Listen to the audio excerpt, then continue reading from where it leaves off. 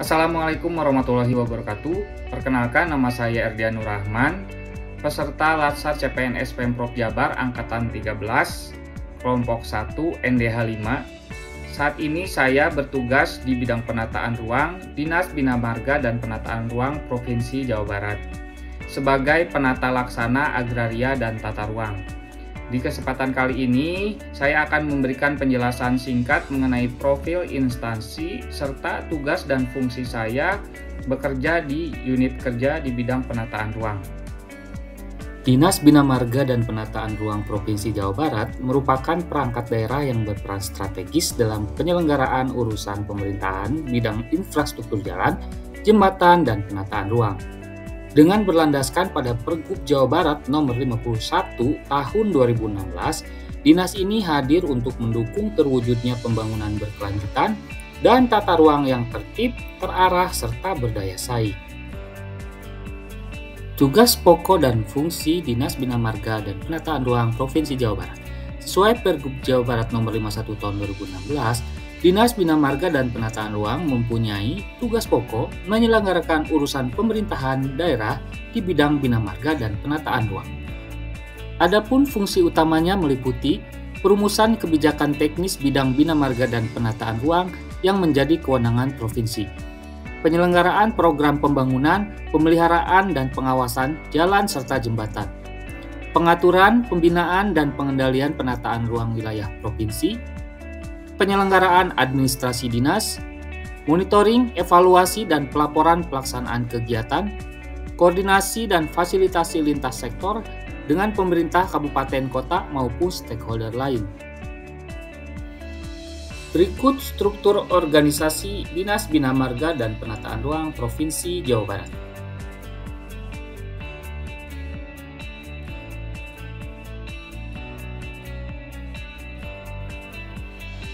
Bidang penataan ruang. Bidang penataan ruang merupakan bidang di Dinas Bina Marga dan Penataan Ruang Provinsi Jawa Barat yang menyelenggarakan urusan pemerintahan, bidang pekerjaan umum dan penataan ruang, sub urusan penataan ruang yang meliputi pengaturan, pembinaan, pelaksanaan dan pengawasan penataan ruang. Secara umum, penataan ruang merupakan suatu sistem proses perencanaan penataan ruang, pemanfaatan ruang, dan pengendalian pemanfaatan ruang. Tupoksi penata laksana agraria dan tata ruang.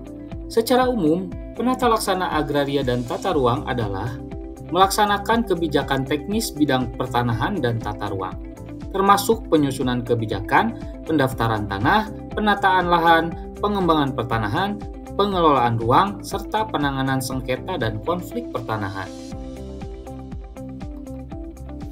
Tugas dan fungsi penata laksana agraria dan tata ruang dalam bidang penataan ruang.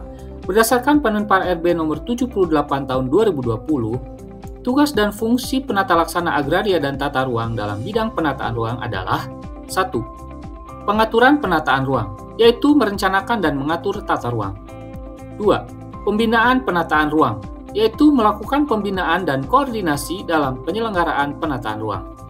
3. Pelaksanaan penataan ruang, melaksanakan kegiatan pemanfaatan dan pengendalian pemanfaatan ruang. 4. Pengawasan penataan ruang, yaitu pengawasan terhadap pelaksanaan penataan ruang dan pengawasan terhadap pemanfaatan ruang. Penata laksana agraria dan tata ruang dalam tim pengendalian pemanfaatan ruang. 1. Pelaksanaan penilaian KKPR kewenangan provinsi. 2. Pemantauan dan penertiban kawasan. 3. Pemantauan dan penilaian kinerja penerapan rencana tata ruang provinsi di kabupaten atau kota. 4. Fasilitasi sengketa penataan ruang melalui FPR atau Forum Penataan Ruang. 5. Pengawasan kinerja standar teknis kawasan. 6. Tindak lanjut pengaduan atau pemberitaan. 7. Validasi dan klarifikasi kegiatan pemanfaatan ruang melalui audiensi dan pemantauan langsung ke lapangan. 8. Analisa perizinan dan kesesuaian kegiatan pemanfaatan ruang. 9. Pengenaan sanksi administratif serta insentif dan disinsentif.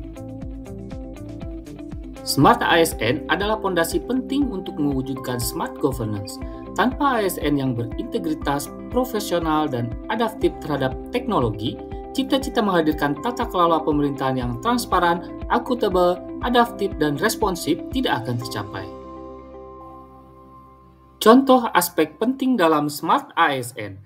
A. Aspek meritokrasi dalam rekrutmen, penempatan, dan promosi harus mempertimbangkan beberapa hal. Di antaranya, kualifikasi atau kaitannya dengan pemenuhan persyaratan, kompetensi atau memiliki kemampuan dalam bidang tugasnya, kinerja atau memiliki kinerja yang baik, terukur, dan transparan.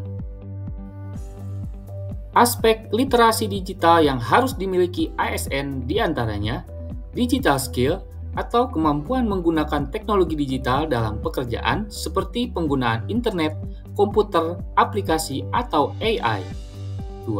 Digital ethics, yaitu etika dalam melakukan kegiatan pada ranah digital. 3. Digital culture, yaitu membudayakan digitalisasi pada setiap kegiatan atau pekerjaan. 4. Digital safety, yaitu pemahaman tentang kejahatan cyber, keamanan data, dan informasi pribadi. Implementasi di Dinas Bina Marga dan Penataan Ruang Jawa Barat. 1. E-Government. Penerapan aplikasi digital untuk pengelolaan data jalan, jembatan, dan tata ruang. 2. Pelayanan terintegrasi. Layanan informasi tata ruang berbasis online memudahkan masyarakat dan investor. 3. Monitoring infrastruktur. Pemanfaatan teknologi GIS, drone, dan sistem informasi untuk pengawasan jalan dan pemanfaatan ruang. 4. Keterbukaan data. Publikasi informasi pembangunan jalan dan tata ruang melalui website resmi. 5. Partisipasi publik. Aplikasi pengaduan masyarakat atau media sosial terkait kerusakan jalan atau pelanggaran tata ruang yang langsung ditindaklanjuti.